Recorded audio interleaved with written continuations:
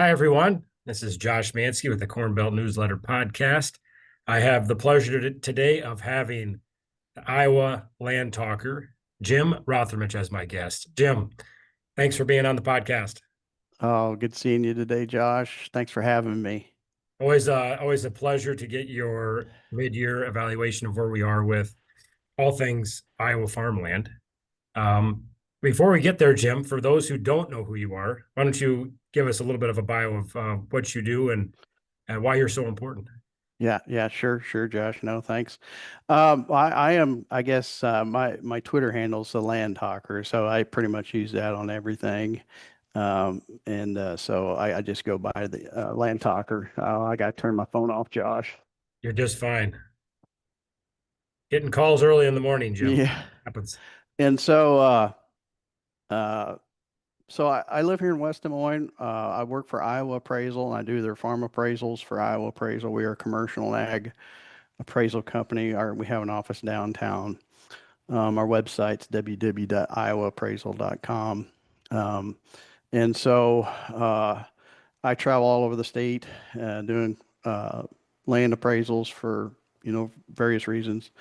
And sometimes I get down in Missouri and some other states, but try to stay mostly in Iowa. And so at Iowa Appraisal, we do commercial appraisals as well. We have people that do that. And we also have litigation support there with BCC Advisors. That is our parent company, and they do commercial or acquisitions and litigation support and business valuations. And so that's what we do there. And so probably what makes me most famous is my newsletter that goes out once a month, and I have all the Iowa land auctions on there. It goes out via email um, every first business day of the month, and it's a free subscription.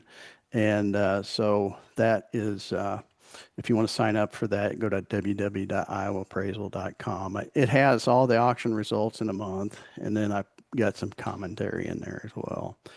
And it's just a commentary I pick up talking to realtors, much like yourself. And God so, bless you for that.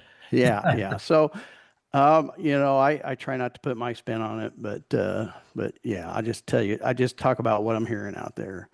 And then I also post a lot of auction results as they happen on Twitter, LinkedIn, and Facebook. So that's probably my claim to fame is people just love seeing that data. As soon as you can get it out, it's more popular if you don't wait a couple of days. If you get it out just as soon as the auction's over with, people like that. So I guess that's my claim to fame. Well, the labor of love that is what you do of following all those auctions and getting those auction results, and especially for those of us that are trying to figure out where the market's at, where it's heading, and those kind of things. So important, Jim. So with that in mind, let's dive right into kind of what you found going through the first 6 months Sure, of the year here in Iowa. Where sure, sure. where are we at with Well, Iowa I tell land you market? what, Josh, I'll pull up that graph that we were talking about. Um, there it is. Okay, so since we're here at the mid-year, I feel like there's enough the sample size. When you do graphs and tables, and you've got to have a sample size that's big enough. So if I do this every month, I don't feel like the sample size is big enough, and you're going to get skewed, and you'll see that as we dial in on this, Josh. But coming in at June 30th, taking measure in all those auctions, 35 acres, tillable acres or more, 80% tillable and higher. I threw out all the sales that had maybe, wind turbines on them or had a house on them. We're just down to raw Iowa tillable farmland. And, come in at $172 a point. And I am just amazed how strong that is for the environment, the economic environment we're in right now, Josh. Now look back to December 30th, December 31st. It was $171 a point. So I would consider the market very stable. Um, and like I was saying earlier, it's an equilibrium. I would consider it the demand and supply are equal right now because we're not seeing any change in the market. It's just very stable. Um, Now, if you go back a year ago, the dollars per CSR2 point was 167. So last fall, we've seen an increase up to $171 a point, and then it just seems like it's flat right now. And so I just think that is a remarkably steady market. And I can't believe it, how strong it is, to be honest with you, Josh. Yeah. Jim, real quick, for those that don't know what we're talking about when it comes to CSR 2 point, what we're explaining there, do you want to just do a quick explainer of what that is? Yeah, so what that is, that's kind of the measuring tool here in Iowa. So what that is how I measure it is, if a farm sells, say like at $1 million, and let's say it's a 100-acre farm and it's $10,000 an acre, that equates to, $10,000 an acre if it's 100% tillable. I take the CSR2 rating, the corn suitability rating that Iowa State puts out, and I get that off of Survey maps, what that farm is average, weighted average, and I divide that number into 100, $10,000 an acre, and that gives out the dollars per CSR2 point. So what that does is it ties sale price and productivity together, and that's a very nice measuring tool here in Iowa that we have to, analyze sales that have different CSR2s. Yep, and that's for everybody listening, that's the soil ratings.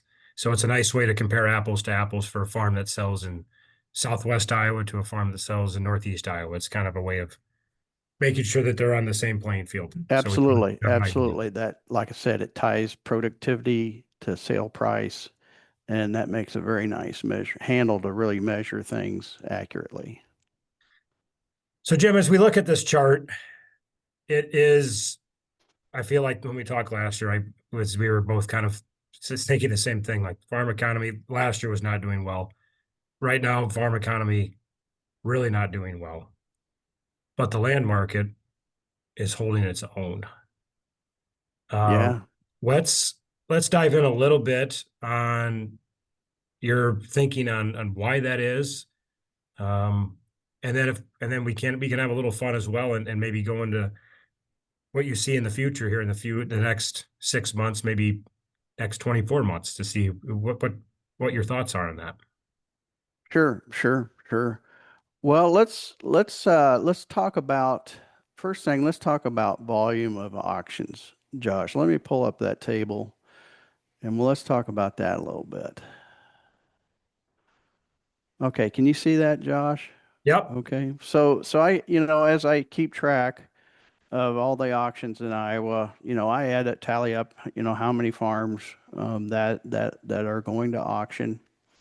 And and on this table, you can see from 2018 to 2026, I've got each month broken out, and then I've got a year total at the end. So that's the first 7 months of the year of each of those years. And as you can see, 2026, we're at 43,638 acres that's went to auction, that's going to go to auction. Um, the peak, the high water mark, absolute high water mark was 2022, right there. Little over 70,000 acres. So we've been trending lower every year since 2025, and then we're starting to pick up now. Um, at the end of the last year, I didn't think we was going to uptick any. I'm surprised how when you see the higher auction volume, in my opinion, that shows optimism in sellers market because in 2025, what I kept hearing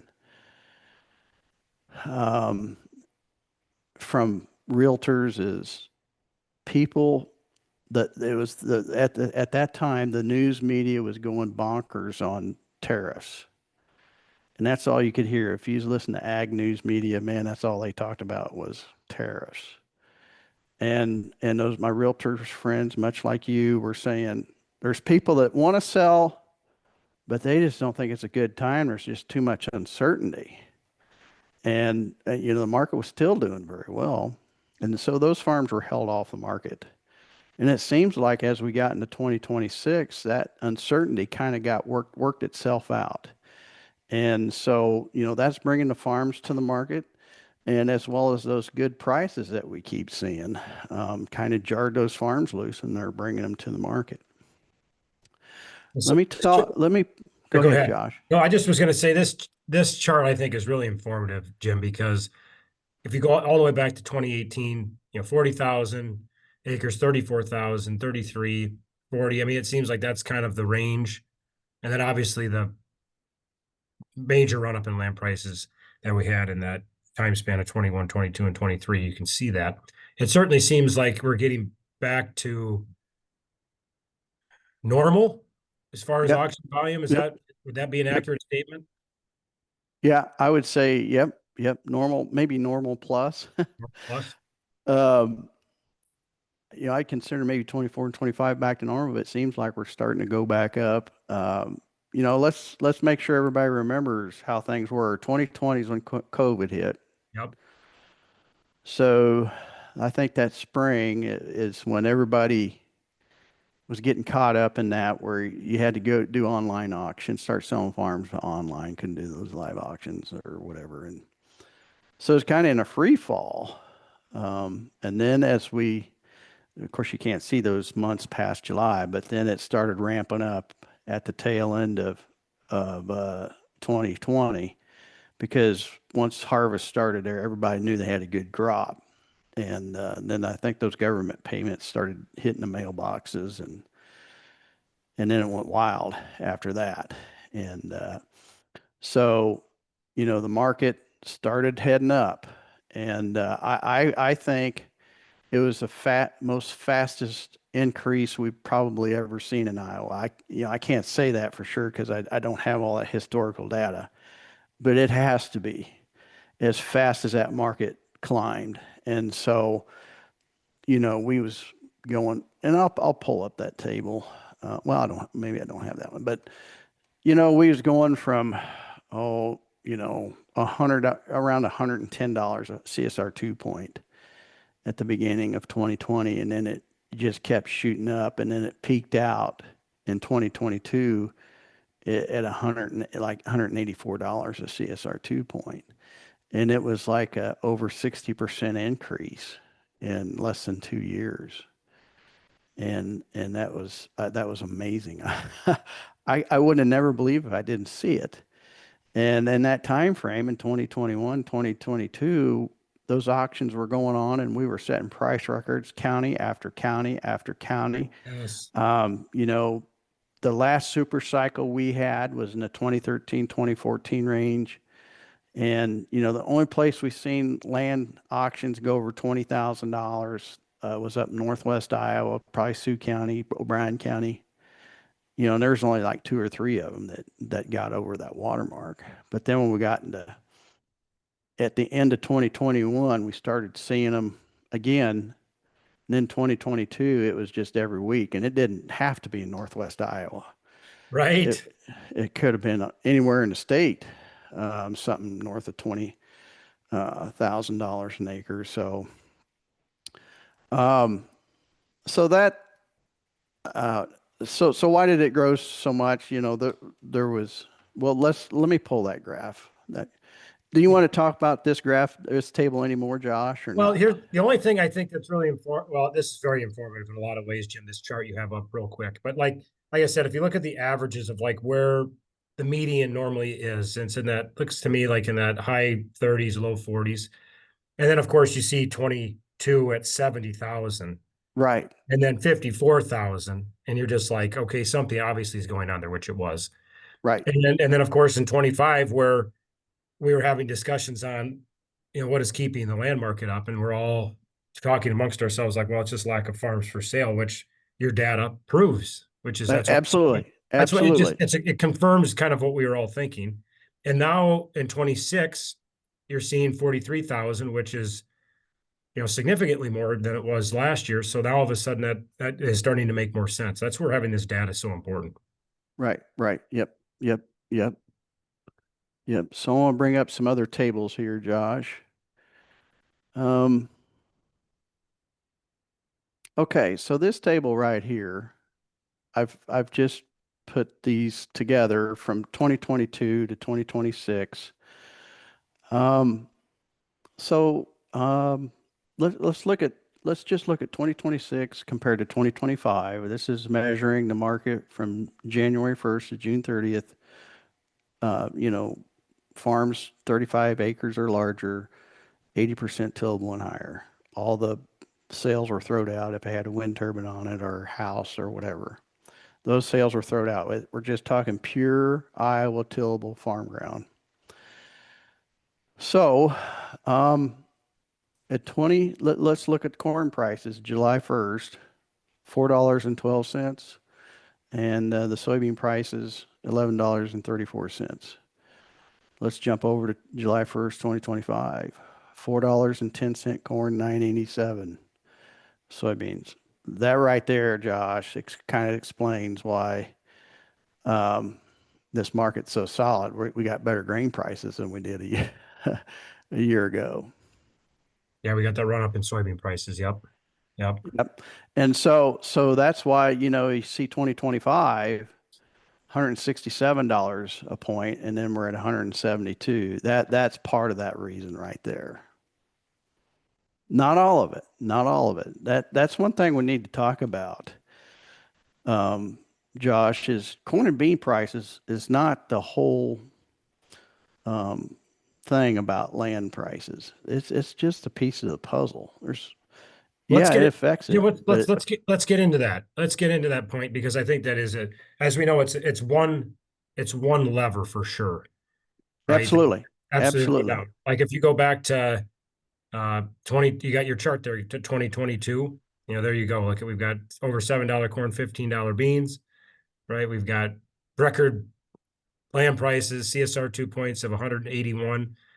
Again, go history looking at this, I just find it fascinating. If we look at the price of commodities with based and then going to the price of per CSR two of a farm of 181. Right, right, We're right. we're So almost half today that we were in 2022, and the CSR 2 points only 9 points less. right, right, right, right. So in 2022, mid-year we was $181 a point. And then that market had peaked right before it peaked in May, and then those interest rates started going up. So that started cooling the market off. Um, but look how high those corn and soybean prices were. July 1st, 2022, $7.28 and $15.68 on beans. That had that market just roaring. And so prices have fell off 40% or more to today, but the market hasn't fell off 40%. Right. So my point to you is, yeah, it does influence what people pay for land, but it's not everything. There's other influences there that we got to talk about. Well, let's get into some of those. You did mention one of them, the perfect storm in 21 and 22, obviously with high commodity prices and low interest rates, right? That's kind of a perfect storm there. And also uh, dollars coming into the economy from COVID spending as well. Right, right, right. So the system got supercharged with cash, and there's just a major influx of cash into the system, whether government payments. There's several things there with COVID, and so that's what helped cause that run up. Plus, good crop production and high prices for sure, and that's what jacked the market up. And I will say, that I would consider that a super cycle. That's our most current super cycle, but the last super cycle we seen was in 2013, 2014, and that when we had that super cycle, it wasn't as intense as this one. because I don't think we had all that money pushed into the system like we did from the government, and that market fell off 20% at that time, and it happened pretty fast. 20% come off of it, probably in a year or two, and then from that point, the market was just flat up until the end of 2020 when COVID started. Those things from COVID started taking effect. Yep. So it appears to me, Josh, we're not going to see that downfall on this super cycle. Mm. We've gotten some of it. We fell off almost $10 a point, but that might be it. Especially if corn prices start going up. I know it's going to start jacking it up again. Yeah, but it doesn't seem like to me, Josh, that this market's going to fall off 20%. I think it's fell off as much as it's going to. And Jim, what would be the main, if you had a couple of reasons for that? Is that just that there's still money out there chasing farmland or a safe return, or is there any specific reason for that? Well, here's my theory, Josh, is um, talking to my banker friends and going to meetings and talking to economists, etc. There is issues out here. There are people that are not handling this current ag economy very well, but it's only a handful of people. It's typically those farmers that rent most of their acres, while as the ones that do own most of their acres, they're doing very well and they want to buy more land. And so, and they have the dollars to do it because they kept, they was able to hold on to that money during that super cycle. And when something, especially these high quality farms, man, they're selling just as good as they were back in 2022. Yeah, it's just incredible. Um, It is incredible to think about it that way. Yeah, it's you have a good farm in the right area. To your exact point, it'll bring a premium. yep, the money's there. Talking about cash rents. There's not very many cash rent auctions that happen, but I do find a few. And last winter and uh, late winter whenever I'd find one, I couldn't believe it. There was no change from the year before, and I was like, "What the heck is going on?" We're at the height. We got the highest inputs ever than we've ever had, and corns, off, down in that low $4 range. How can that be? But it was happening, and I wouldn't have believed I didn't see it. So that was helping that stabilize those market prices for land. Is just the cash rents were hanging in there too. Yeah, So all signals pointing to exactly what you're talking about of just stability currently with potential if commodity prices get better of trending back higher. yep, yep. And so other things that might help that is helping this situation. Um, with what's kind of going on in Iran right now. Uh, it's raising fuel prices. That tends to be inflationary. Land prices are directly coordinated um, with with inflation. So that's probably affecting it more than anything, to be honest with you, Josh. And uh, so as long as we've got that, I just don't see it backing off at all. Yeah. I think for the next year, I tell you what, Josh, what people don't talk about. To me, they got so hung up on tariffs, but the demand for corn has always been strong ever since, the election. And it was a supply that was high. We had had some big crops, and that was kind of holding off prices. And to me, if we have any hiccups in production this year, which I think we're going to have, I think we're going to start seeing some price increases on corn and soybeans. And Katie bar the door because that's going to put more money in the system to buy ground. Those are my thoughts. Yeah. Well, your opinion matters a lot, Jim. So this is why you're on. You, like I said, you watch this stuff on a. I mean, I watch it on a daily basis as well. But you're really in tune with watching the auctions and compiling all of this data that is really so important because we have our thoughts, we have our opinions of what we think is happening out there, and then when you get down to the data, you're like, yeah, the market is stable. That's why it feels as such. The data backs that up. I just Absolutely. I'm still just shocked at. I mean, last year at this time, 167 a point, and we're up five Yeah. dollars per CSR 2 point. It's almost so Yeah. it's flat or trending slightly higher. Absolutely. Yeah, Absolutely. yeah. And who'd have thought that? I just, I still am just I'm just it befuddles me. it does. It does. And, um, you know, while the markets, those good quality farms are selling as good as they were back in 2022, but what if we're seeing any fall off, it's just for those lower quality farms. So, Okay.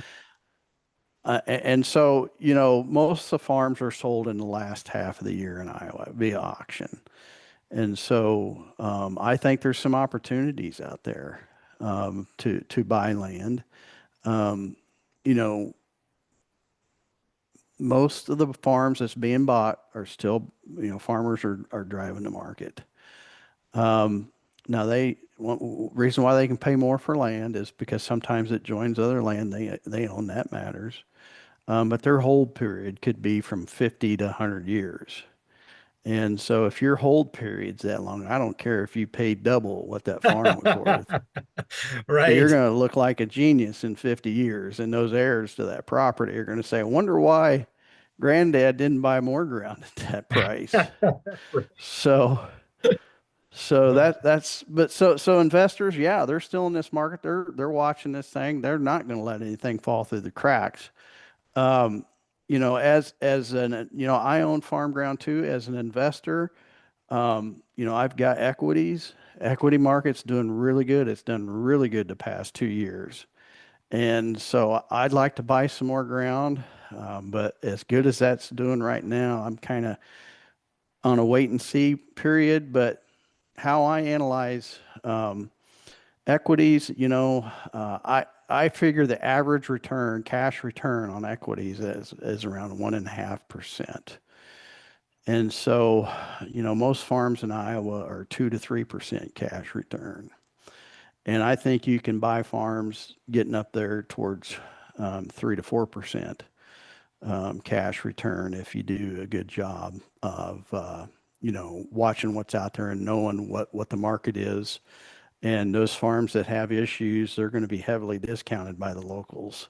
And it might only take, $500 a tile to fix that farm. And then you got a gem there, so to speak.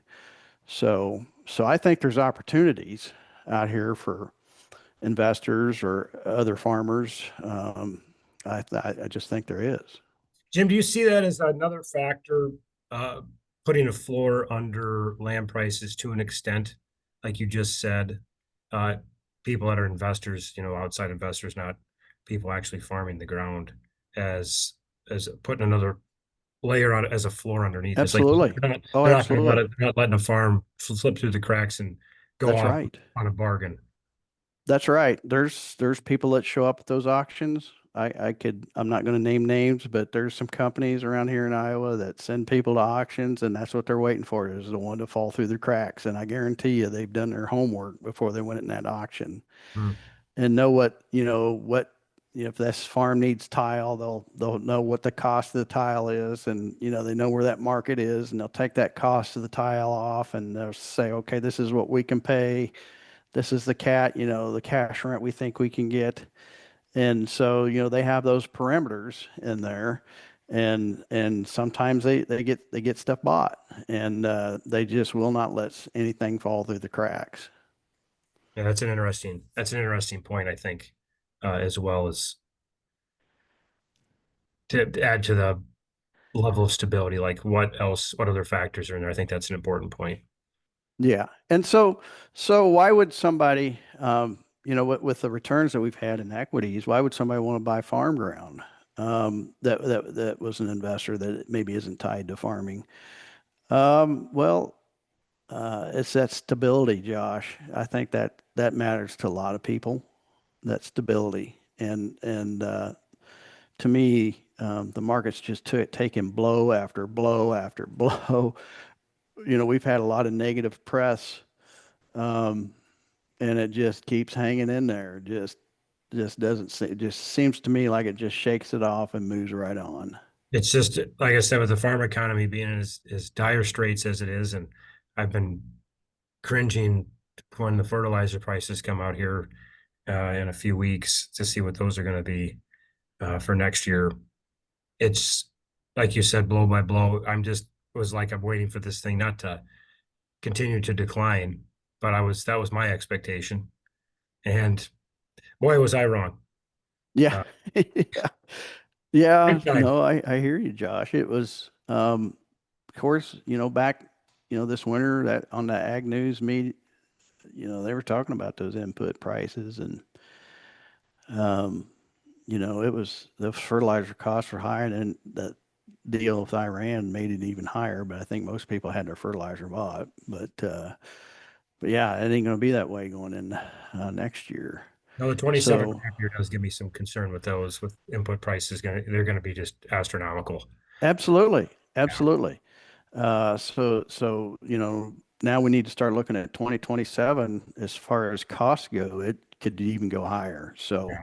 So is that going to affect the market? It could, but boy, it sure isn't showing up now. Right. Well, all your data is So showing, Jim. I mean, all your data is pointing to, obviously, we can't read the future, but use your current data as a guide for the next 6 months to 12 months. And it certainly seems it's upticking. It's stable to trending higher. yep, slightly higher. Absolutely. Absolutely. So, talking to you and other realtors, they say they're getting a good amount of calls for auctions this fall. So if you're thinking of selling, make sure and call Josh and Right. let him market your farm because we're not down that far from the peak. If you're trying to sell in the peak, that's hard to hit. But if, to me, if I sell my farm just below the peak, I'm okay with that because it's hard to hit. You never know where that peak is. And so it's hard to pull the trigger. But if you're just down below it a little bit, I'd feel good about that. Yeah. Yeah, that's an important point there too, Jim. Um, on the downside of things, Jim, like we were talking, you're like this, it's stable. If commodity prices, we get a little bump in those, it's only going to probably increase it. I mean, is there Yep. any, obviously there's black swan events that happen, but is there anything that you see out there at the moment that could could see a decrease in the Yeah. Yeah. CSR Sure. Sure. 2 point? Like I was saying earlier, in 2022, that market was on fire when those interest rates were low. And then as soon as they started upticking, then it started cooling it off. I think we could see an increase in interest rates. That's Hmm. my opinion. That's my gut feeling. What data I have to back it up with, it's just what I'm hearing. So I don't have any data. So it's worth what you paid for it. Nothing. Um, but I think we might see an uptick in interest rates to cool inflation off. If that's the case, then it probably start cooling it off a little bit. But there again, I don't think we're going to see a 20% decrease like we did the last super cycle. If it is, it ain't, I think it's going to be a little bit, it will be very tolerable if anything, Josh. Yeah, that obviously the other big factor when it comes to land prices is your interest rates, and I think with the conflict in the Middle East, possibly with that being inflationary in itself, and trying to cool that. Yeah, I think that's like you said, you don't have any data for that, Jim, but that's very wise, I would say, because that's if you think interest rates continue to go up, decreases the money supply, doesn't make it that all of a sudden the farm, if you're borrowing money to buy it, that doesn't cash flow quite as well with a higher interest rate. Right, right, right. That those land costs start going up, Yep. and those operating notes that'll start cooling things off, I think. Yep. Um, you know, Josh talking about those fertilizer prices. We'll have to see what goes on over in the Middle East, but um, yeah, they could go higher next year. Absolutely. If things don't get better over there. Absolutely. Yep. Yeah, and we book our fertilizer August, and then it's a fall application. So like when the stuff was happening this spring, and they're like, "How is this going to affect you?" I'm like, "Well, it's not affecting us right now, but the 27 crop, I can assure you it will. If things Absolutely. get tempered down a little bit, yeah, Yep. Yep. So, if I start picking up some cash rent auctions this late summer or early fall, I'll be able to know, yeah, it's starting to affect the market because those cash rents are coming down. yeah, Um, no doubt about it. But yeah, we'll have to see how that plays out. These fuel prices, hopefully they come down. I've had to buy some fuel here and uh, just I don't buy near as much fuel as a farmer does. And I'm like, man, that's a lot of money. it is. You It is know, I painful going to the pump. I tell you what, I just did it this morning. Goodness, I was like, "Ouch." yeah, I own some ground up in Palo Alto County, and last week we were up there pulling trees out of the CRP, and so I've got a skid steer and a pickup, and fueling those two things up, I was just like, dang on it, that's a lot of Right, money. no doubt. So anyway, but yeah, it's other headwinds, Yeah, Josh, just input costs, interest rates.